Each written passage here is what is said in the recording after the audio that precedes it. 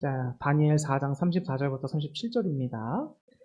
그 기한이 참에 나 느부갓네살이 하늘을 우러러 보았더니 내 총명이 다시 내게로 돌아온지라. 이에 내가 지극히 높으신 이에게 감사하며 영생하시는 이를 찬양하고 경배하였나니 그 권세는 영원한 권세요 그 나라는 대대에 이르리로다. 땅의 모든 사람들을 없는 것 같이 여기시며 하늘의 군대에게든지 땅의 사람에게든지 그는 자기 뜻대로 행하시나니 그의 손을 금하든지 혹시 이르기를 내가 무엇을 하느냐고 할 자가 아무도 없도다. 그때 내 총명이 내게로 돌아왔고 내 나라의 영광에 대하여도 내 위엄과 광명이 내게로 돌아왔고 또 나의 모사들과 관원들이 내게 찾아오니 내가 내 나라에서 다시 세움을 받고 또 지극한 위세가 내게 더하였느니라. 그러므로 지금 나 느부갓네살은 하늘의 왕을 찬양하며 칭송하며 경배하노니 그의 일이 다 진실하고 그의 행하심이 의로우심으로 교만하게 행하는 자를 그가 능히 낮추심이라. 아멘. 할렐루야. 사람을 변화시키며 믿음을 견고하게 만드는 것, 그것이 무엇인지를 오늘 이 시간 본문의 말씀을 통해서 알아가면서 함께 은혜를 나누는 시간이 은혜를 나누는 시간을 갖도록 하겠습니다. 한 주간도 수고하고 돌아오신 여러분들에게 주님의 평안과 위로하심이 은혜가 가득 넘칠 수 있기를 주님의 이름으로 축원합니다. 오늘은 다니엘에 있는 말씀을 가지고 여러분들 말씀을 좀 전하도록 하겠습니다. 기원전 605년경입니다. 605년경에 바벨론의 나라의 군대가 매우 강했습니다. 그래서 이제 아수르도 저물어갔고 바벨론이 강대국으로서 아주 위세를 떨치고 있었고 남유다 역시 이 느부갓네살 왕이 보낸 군대에 의해서 다 에워싸움을 당하고 그러다 결국 남유다가 굴복하게 됩니다. 그리고 느부갓네살 왕이 이 남유다에 있던 왕족들과 또 귀족들 중 몇몇을 잡아가게 되는데요. 잡아갈 때에 그 사람들을 취하는 조건이 있었는데 용모가 흠이 없고 그러니까 아름답고 그다음에 지혜롭고 모든 학문을 좀 이렇게 통찰하면서 똑똑한 자들 이런 자들을 대상으로 바벨론에서 포로로 끌고 갑니다. 그 1차 포로로 끌려가는 사람들 중에 누가 있었냐면 다니엘이 있었습니다. 그래서 다니엘이라고 하는 사람이 이제 바벨론의 포로의 신분으로 가게 되고 거기서 이제 갈대아 사람들의 학문을 다 지혜를 배우게 되는 입장에 있습니다. 다니엘에게 또 다니엘과 함께하는 그 세 친구들에게 이 바벨론에서 그들의 어떤 문학이라든지 지혜라든지 이런 학문들을 가르치는 이유는 바벨론에서 이 포로로 잡아온 똑똑하다고 여겨지는 이 사람들을 잘 교육시키고 세워서 바벨론의 유능한 인재들로 사용하려고 하는 겁니다. 자, 그러는 가운데 이 다니엘이라고 하는지 다니엘의 세 친구들이 보여주고 있는 어떤 그 신앙의 모습과 이런 것들을 보면 굉장히 우리에게 많은 감동과 교훈과 도전을 준다고 할 수가 있습니다. 다니엘이 이제 바벨론의 포로로 잡혀갔고 거기서 이제 왕 앞에 서기 위해서 여러 가지 준비 단계를 거치게 됩니다. 그러는 가운데 왕이 한 환관장을 세워서 그 포로로 잡아온 사람들에게 왕이 먹는 음식과 또 포도주를 제공하면서 그들이 왕 앞에 설 수 있는 좋은 모습으로 설 수 있도록 명령을 합니다. 그래서 환관장이 그들을 관리하고 있었는데 이 다니엘이라든지 다니엘의 세 친구들이 신앙의 결단을 하는 겁니다. 내가 하나님의 사람들로서 왕이 먹는 음식이나 이 포도주로 내 몸을 더럽히지 않겠다. 이런 결단을 가지고 왕이 세우는 환관장에게 가서 얘기를 합니다. 부탁을 하는 거예요. 우리는 왕이 먹으라고 하는 음식들을 먹지 않겠습니다. 대신에 우리는 채소와 물만 먹겠습니다. 그래놓고 열흘 지난 후에 왕의 음식과 포도주를 먹은 사람과 우리의 모습을 비교해서 우리의 모습이 만약에 더 좋다라고 한다면 이렇게 우리가 요구한 대로 할 수 있도록 해달라고 요청을 합니다. 그때 환관장에게 하나님의 은혜가 임해서 다니엘의 그 요구가 들어지게 됩니다. 그래서 열흘 동안 채소와 물만 먹으면서 다니엘과 세 친구들이 지냈는데 기간이 지나고 나니까 어떻게 됐느냐? 고기와 포도주를 먹은 다른 사람들보다 훨씬 나은 거예요. 그래서 헌관장이 이제 그들에게는 다니엘의 요구대로 채소와 물만 먹이게 합니다.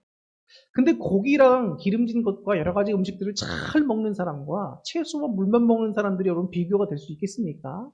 병원에서도 여러분 딱 가면은 뭐 한의학에서는 돼지고기도 먹지 말고 막 그러라고 하지만 병원에 가면은 골고루 균형 있게 잘 먹으라 그럽니다. 뭐든 잘 먹으라 그래요. 잘 먹는 사람을 여러분 어떤 한 음식에 이제 뭐랄까요 집중해서 먹는 사람들보다 더 건강하고 인기가 있을 수밖에 없어요. 그런데 신앙의 결단을 하고 채소와 물만 먹었던 다니엘과 세 친구들이 그런 사람들보다 더 훨씬 나아 보였다는 것은 하나님의 은혜가 다니엘과 세 친구에게 임했다는 겁니다. 이 다니엘과 세 친구는 이 믿음이 포로로 끌려오기 전까지 어땠는지는 기록되어 있지 않아요. 그런데 오늘 다니엘 1장부터 보게 되면은 그들의 믿음이 꽤 있다는 것을 알게 됩니다.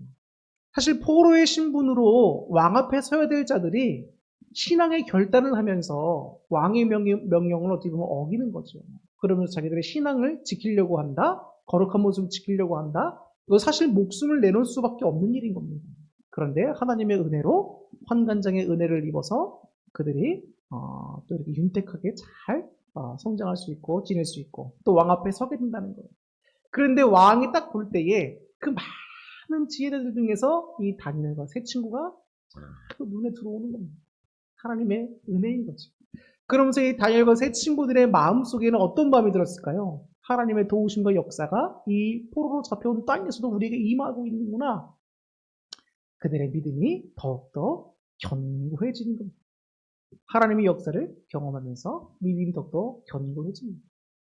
근데 그렇게 왕의 관심과 주목을 받고 지혜자로서 이제 왕궁에서 일하게 될 때에 이 바벨론의 느부갓네살 왕이 한 꿈을 꾸게 됩니다. 꿈을 꾸는데 커다란 나무가 있어요. 근데 그 커다란 나무가 얼마나 크고 위세가 좋은지 저 하늘 꼭대기까지 닿는 것 같은 그런 꿈을 꾸는 겁니다. 자, 그런데 그 나무를 하늘에서 내리는 어떤 사람이 그 나무를 베어버리고 또 여러 가지 모습들을 보여주면서 이 꿈이 도대체 뭔지를 모르겠는 거예요, 왕이. 그러면서 근심에 잠기면서 바벨론에 있는 많은 지혜자들을 부릅니다. 뭐 술객들, 뭐 무당들 이런 사람들을 부르는 거죠. 그래서 그런 사람들에게 내가 한 꿈이 있는데 너희들에게 말을 하진 않겠다. 근데 너희가 내가 꾼 꿈을 나에게 지금 해석해봐라. 만약에 이 꿈을 해석하지 않으면 너희들은 다 죽게 될 것이라고 얘기하는 거예요. 그러니까 이 무당들이나 지혜자들이 왕이 꾼 꿈을 말해주셨는데 어떻게 알겠어요? 모르는 거죠. 그러니까 왕에게 그들이 얘기합니다.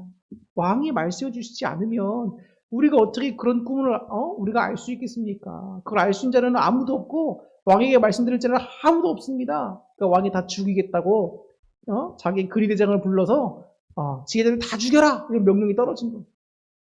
그러니까 근위대장이 그 명령을 받고 이제 나가는데 누구를 만나느냐? 다니엘을 만나는 겁니다.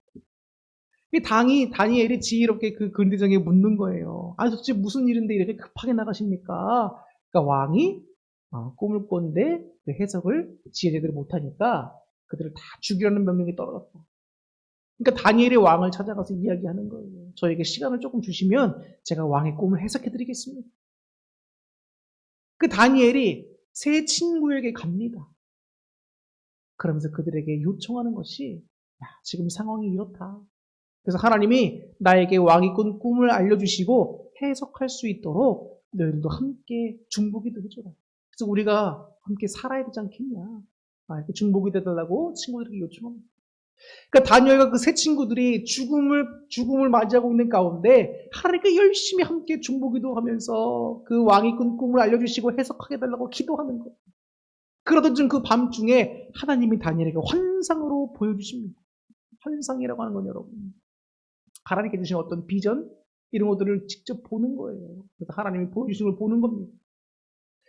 자, 다니엘이 그것을 다 보고 난 다음에 어떤 마음이 들었을까? 자기 기도가 중보기도가 응답이 되면서 하나님이 보여주는 환상이 보여주면서 깨달아지는 거예요. 얼마나 감사했겠냐. 그 다니엘 그 세 친구들이 하나님의 역사하심을 또 경험하면서 믿음이 어떻게 될까요? 더욱더 견고해지는 거예요. 주를 위한 신앙이 견고해지는 거예요. 다니엘이 이제 왕에게 갑니다. 그러면서 그 왕이 꾼 꿈을 왕이 아무한테 얘기 안 했다고 그랬잖아요. 다니엘이 하나하나 자세하게 아뢰면서 설명을 하는 겁니다. 그러니까 왕이 놀라면서 하늘에 계신 하나님을 찬양하는 겁니다. 그 느부갓네살 왕은 엄청 교만했던 사람이에요. 그런데 그가 다니엘 앞에 엎드리면서 하나님을 높이며 찬양합니다. 이런 놀라운 일들이 발생하는 겁니다. 믿음을 갖고 있던 다니엘과 세 친구들에게는 더욱더 주를 위한 믿음이 견고해지는 역사가 일어났지만 이 느부갓네살 왕에게는 또 한편으로는 하나님이라는 분이 정말 계시는구나 라는 느낌을 받았을 거예요. 여러분 당시에 고대 사회에서의 전쟁은 사실은 신들의 전쟁이라고 할 수 있습니다. 왜냐하면 각 국마다 섬기는 신들이 다 있었어요. 그런데 이긴 나라의 신이 진 나라의 신보다 더 위대하고 크다라고 여겨졌습니다. 그러면은 바벨론에 있던 그 느부갓네살 왕이라든지 그때 많은 사람들은 어떤 생각을 하고 있었냐면 이 남유다가 섬기고 있던 여호와라고 하는 신은 그냥 보잘것없는 신이다. 이렇게 여기는 거예요. 왜냐하면 바벨론이 남유다를 싸움에서 점령해서 이겼잖아요. 그렇기 때문에 바벨론 사람들도 여호와에 대해서 그렇게 여길 때인데 근데 하물며 이스라엘 백성들도 여호와가 그냥 유일한 신이 아니고 열방 가운데 우리 소수민족이 믿던 조그만 민족이 섬기던 신이었구나 이렇게 생각하는 사람도 많았을 거라. 근데 그러는 가운데 여러분 느부갓네살 왕이 다니엘에게 역사신 하나님의 능력을 보고 하나님께 경배했다? 여러분 이건 놀라운 일인 겁니다. 느부갓네살 왕도 그 이후로 하나님을 지금 이 첫 번째 경험하고 나서 하나님을 섬기고 개종하진 않았어요. 그런데 하나님이라고 하는 신이 정말로 살아계시는구나 이런 것을 다니엘을 통해서 깨닫게 됩니다. 자, 두 번째 사건이 또 일어나게 됩니다. 세 번째 사건이라고 할 수 있겠죠. 세 번째 사건이 일어나게 됩니다. 어떤 사건이냐면 이번엔 느부갓네살 왕이 금신상을 만듭니다.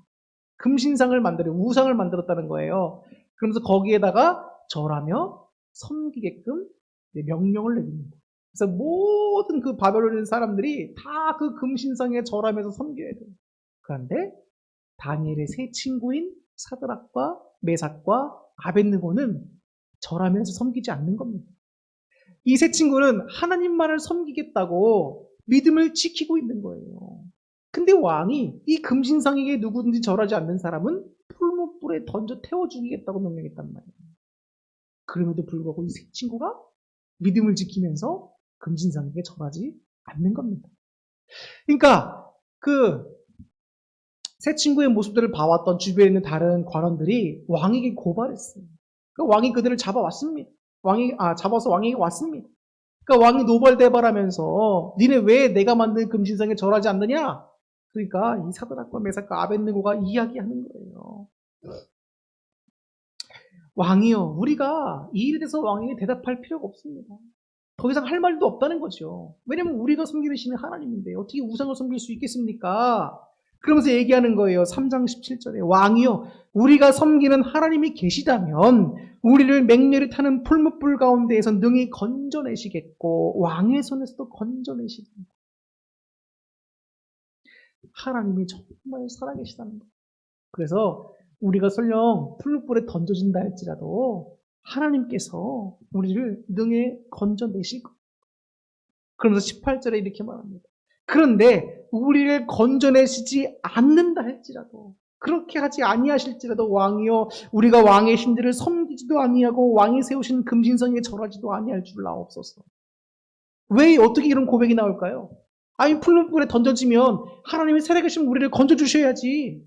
근데 그렇게 하지 않으셔도 우리를 죽게 만드신다 할지라도 그게 하나님의 뜻이라면 우리는 죽겠다는 거예요. 죽음을 각오하고 끝까지 여호와만 섬기겠다는 거예요. 어떻게 이런 믿음들을 가질 수 있었을까?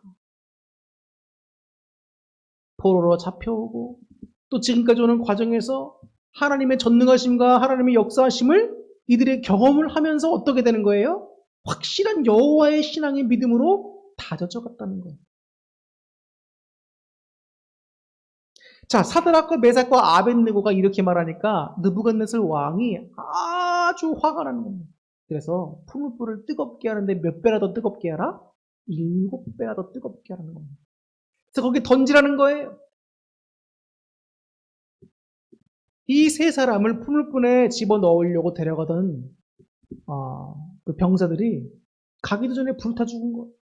그 정도로 뜨겁고 맹렬한 불 속에 이 세 사람이 던져졌는데 불 속에 여러분 세상에 세 사람이 던져졌는데 네 사람이 보이는 거예요. 근데 그 한 사람은 사람같이 보이지 않는 겁니다. 왕이 놀라 자빠지는 거예요.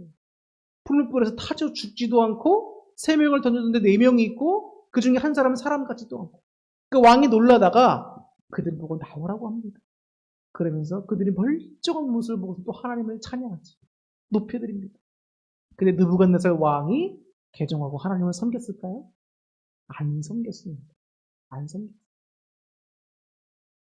자, 이제 세 번째 사건이 지나가고 나서 느부갓네살 왕이 또 꿈을 꾸게 됩니다. 이번에는 자기가 큰 어떤 신상을 꿈에서 보게 돼요. 그래서 머리는 황금이고 양팔과 가슴은 은이고 배와 허벅지는 노시고 종아리부터는 이제 쇠가 되어 있는데 발은 쇠와 진흙이 섞여 있는 겁니다.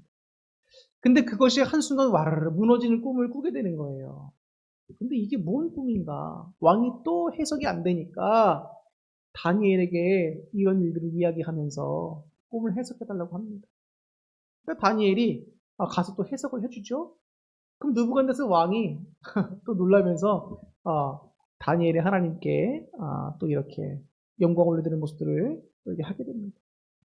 자, 이렇게 꿈 해석도 나오고 여러 가지 일들을 겪으면서 느부갓네살 왕이 종국에는 어떻게 변화되게 되냐면은 자기의 교만함을 나중에 깨닫게 됩니다. 그러면서 교만 때문에 하나님께 자신을 낮추시고 자기가 들짐승같이 들에서 7회를 보내면서 정말 하나님만이 참신이시구나. 정말 하나님만이 참으로 경외함을 받아야 될 합당한 분이시구나. 나라는 존재는 하나님이 세우신 아무것도 아닌 사람을 깨닫게 되는 거예요. 그러면서 하나님이 나중에 느부갓네살 왕을 다시 왕권으로 회복시켜 주시면서 그가 고백하기를 나는 이제부터 하나님을 찬양하고 경배하면서 하나님을 섬기겠다. 이런 말들이 나와요. 본문에는 그런 말이 제가 말씀드린 것처럼 나오지는 않지만 그런 의미의 말들이 적혀 있는 겁니다. 그래서 원문상으로 보면은 이렇게 나와 있지요. 그러므로 지금 다 느부갓네살은 하늘의 왕을 찬양하며 칭송하며 경배한다. 근데 이게 분사 형태로 되어 있어서 느부갓네살 왕이 지금부터 계속 그렇게 하나님을 섬기겠다라고 하는 의미가 담겨 있는 거예요. 그러니까 지금 느부갓네살 왕이 이런저런 하나님의 크신 역사들을 경험하면서 어떻게 되는 거예요? 변화되고 있는 겁니다. 그러면서 주를 향한 믿음이 생기고 하나님만을 잘 경배하며 섬겨야겠다고 하는 마음이 생깁니다. 사람을 여러분 정말로 변화시킬 수 있는 게 뭘까요? 사람을 변화시킬 수 있는 거. 특별히 우리 믿는 성도들을 더욱더 하나님의 사람으로 서게 하고 믿음을 견고히 하고 우리를 변화시키며 서게 할 수 있는 게 뭘까요? 많은 것들이 있겠지만 정말 중요한 것은 살아계신 하나님의 역사를 경험해 보는 겁니다. 하나님의 살아계심을 인격적으로 경험해 봐야 해요. 굉장히 중요한 일입니다. 굉장히 중요한 일. 교회에 와서 하나님의 어떤 그런 이런 인격적인 만남이나 하나님의 능력들을 경험하지 않고 그냥 교회에 와서 말씀만 듣고 가고 이런 생활을 반복하는 것은 신앙 성장에 여러분 어떻게 보면 한계가 있어요. 한계. 다니엘과 그의 세 친구들이 목숨을 내던져서라도 목숨을 버리고서라도 여호와만 섬기겠다라고 하는 이런 귀한 믿음들이 갖게 되는 이유가 뭐냐? 그들은 계속해서 하나님의 살아계신 능력과 역사를 경험하는 겁니다. 다니엘 같은 경우에는 왕이 명령을 내렸습니다. 그래서 지금부터 30일 동안 사람에게나 어떤 신에게나 구하는 자가 있으면 죽이겠다는 거예요. 사적으로 던지겠다는 겁니다. 근데 다니엘은 그 왕의 명령을 듣지 않고 매일 하던 대로 하루 3번 적어진 시간에 하나님께 기도하고 간구합니다. 기도의 사람이었던 다니엘. 근데 그런 다니엘의 모습을 시기 질투하던 다른 관원들이 왕께 구해서 다니엘의 사자굴 속에 던져지게 됩니다. 근데 하나님은 천사를 보내셔서 사자의 입을 콱 닫아주시죠. 다음날 왕이 너무 다니엘이 걱정되니까 가서 보니까 다니엘이 멀쩡한 거예요. 그러니까 다니엘을 내보내고 다니엘을 고발했던 자들을 사자굴 속에 집어넣어서 죽게 만듭니다. 이런 놀라운 일들을 경험하니까 정말 하나님이 살아계시는구나 알게 되는 거예요. 저도 제 신앙생활에 있어서 굉장히 터닝 포인트가 됐던 때를 이렇게 되돌아본다면 정말 하나님을 경험하고 살아계신 하나님을 경험하고 만났을 때였어요.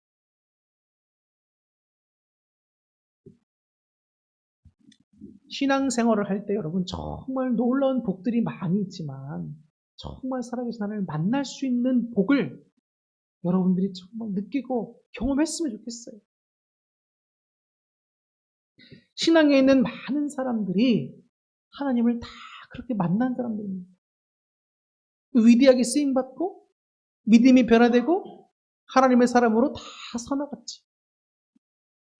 그런 은혜가 여러분들에게 있기를 주님의 이름으로 축복합니다. 다니엘서를 읽을 때 우리가 이 포인트를 놓치지 말아야 될 게 있어요. 다니엘과 세 친구가 믿음을 지켰더니 하나님께서 그들을 이렇게 형통하게 하셨다. 그래서 복받기 위한 방편으로 우리가 이렇게 해야 된다. 어떤 이런 공식화된 것 그리고 복받기 위한 것으로 다니엘서를 우리가 읽으면서 오해하면 안 됩니다. 다니엘서를 읽을 때 우리가 주의 깊게 봐야 될 것은 제가 지금까지 쭉 설명드린 것과 마찬가지지만 이 당시에 정말 어떻게 보면 바벨론이라고 하는 것은 신앙의 불모지 아닙니까? 그리고 많은 이스라엘 백성들도 하나님에 대한 여호와에 대한 신앙을 저버렸던 때예요. 근데 그럴 때 다니엘과 세 친구들의 이 믿음의 영웅적인 모습들 이런 모습들을 성경은 기록하고 있다. 목숨을 내걸고 왕 앞에서 당당히 신앙을 지키는 이런 모습들. 다니엘서를 읽을 때 우리는 거기에 초점을 맞춰야 돼. 그러면서 나의 신앙을 오늘을 살아갈 때 나의 신앙은 어떤가 한번 점검해 봐야 돼. 우리의 믿음이 왜 자꾸 이렇게 흔들리고 왔다 갔다 하는 것 같고 신앙생활 할 때 당연히 주님께 나와야 되는데 왜 자꾸 고민하게 되고 여러 가지 일들이 많죠? 근데 우리는 그럴 때 이 다니엘서에서 좀 해결책을 찾아봐야 돼. 다니엘과 세 친구가 어떻게 그런 귀한 믿음들을 갖게 됐고 이 신앙의 불모지와 같은 이 암흑기 시대에 어떻게 신앙의 영웅으로서 빛을 발하게 되고 하나님께 영광을 누리는가. 그것은 그들이 하나님의 도우심과 살아계심을 기도로서 살면서 늘 경험해 왔기 때문이라는 거예요. 제가 몇 번 여러분들 말씀을 드렸지만 제가 하나님을 처음으로 참 인격적으로 만났을 때 아직도 그 말씀이 잊혀지지가 않아요. 하나님께 저에게 하셨던 말씀이 제가 하나님께 참 이것저것 묻고 싶은 게 많았거든요. 따지고 싶은 것도 많았어요. 하나님은 저에게 하시는 말씀이 뭐든지 다 물어보라는 거예요. 하나님. 뭐든지 다 물어봐라. 근데 그때 제가 그런 하나님의 말씀 앞에 하나님 앞에 제가 뭐라고 했는지 아세요? 아무 말씀도 드릴 수가 없었어요. 그 크신 주님의 그 권능과 권세 앞에 나약한 인간, 정말 보잘것없는 인간이 딱 쓰게 되면 여러분 드릴 말씀이 없어요. 그저 주님은 주님이십니다. 저는 아무것도 아닙니다. 이렇게 될 수밖에 없습니다. 이 내용이 성경 어디에 나오죠? 구약 성경에 보면 욥기에서 욥이 하나님을 만났을 때 그런 행동이 나오잖아요. 욥이 당대 의인이었습니다. 하나님을 잘 섬기던 자였어요. 오죽했으면 하나님을 의인이라고 인정하셨겠냐. 그런데 그런 욥에게 하나님이 사탄을 통해서 시험을 하시는데 너무 괴로운 거예요. 욥이. 나는 하나님을 잘 섬기는데 왜 이런 일을 당해야 될까? 당시의 신학적인 생각으로 의하면 하나님께서 나에게 이렇게 벌을 주실 때는 무조건 하나님께 내가 죄를 지었기 때문에 이런 벌을 주시는 거야. 이런 생각이 있었단 말이야. 그러니까 욥의 친구들도 욥을 위로하러 왔지만 실제로는 욥을 아주 정죄합니다. 네가 하나님께 죄를 지은 게 있으니까 이런 거지. 빨리 하나님께 회개하라. 근데 욥의 입장에서는 다른 하나님께 죄를 지은 게 없다. 하나님이 나중에 욥에게 나타나셨을 때 말씀하십니다. 하나님의 크신 권세와 권위와 창조되심을 말씀하실 때에 욥이 어떻게 했을까요? 하나님 저 정말 따져묻고 싶었습니다. 하나님 저한테 왜 그러신 겁니까? 이런 말 했을까요? 그런 말을 한마디도 못합니다. 한마디도. 그러면서 주님께 엎드려 주님의 놀라우신 거 영스러운 모습을 그저 바라보고 찬양할 수밖에 없는 거예요.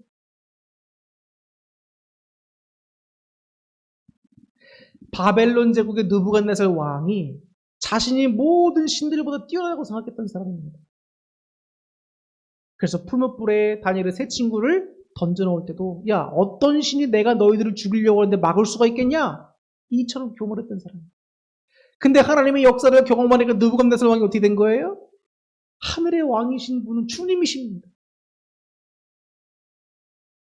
모든 것보다 높고 존귀하신 분이 주님이십니다. 이런 고백이 나오면 자기가 이제는 낮아지고 겸손해져서 영어대로 하나님을 찬양하겠다. 섬기겠다. 이런 말을 고백하게 되잖아요.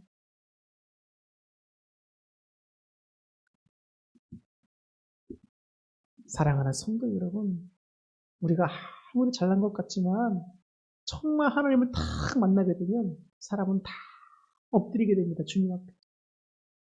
그리고 사람이 변화되는 건요. 내 의지로 되지 않아요.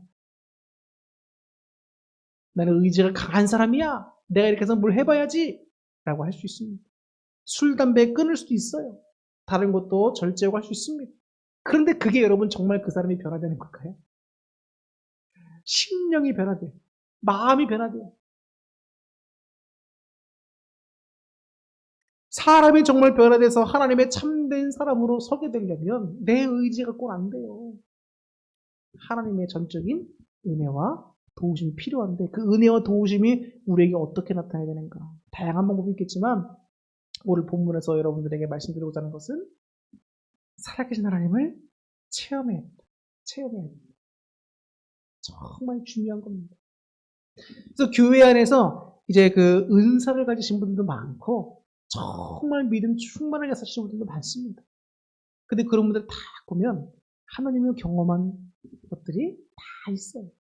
하나님 주신 은사를 받으면서 살아계신 하나님을 경험하고 하나님이 계획하시고 또 하나님께 기도드릴 때 하나님이 이렇게 응답해 주시고 경험하면서 하나님의 살아계신 것을 체험하고 또 교회에서 예배드리며 은혜 받으면서 찬양 가운데 임하시는 주님 또 말씀을 읽으면서 들으면서 임하시는 주님 다 다양한 경험들이 있습니다. 다 똑같지가 않아요. 그런데 그런 경험들 가운데 그들의 신앙이 더욱더 성장된다는 거예요.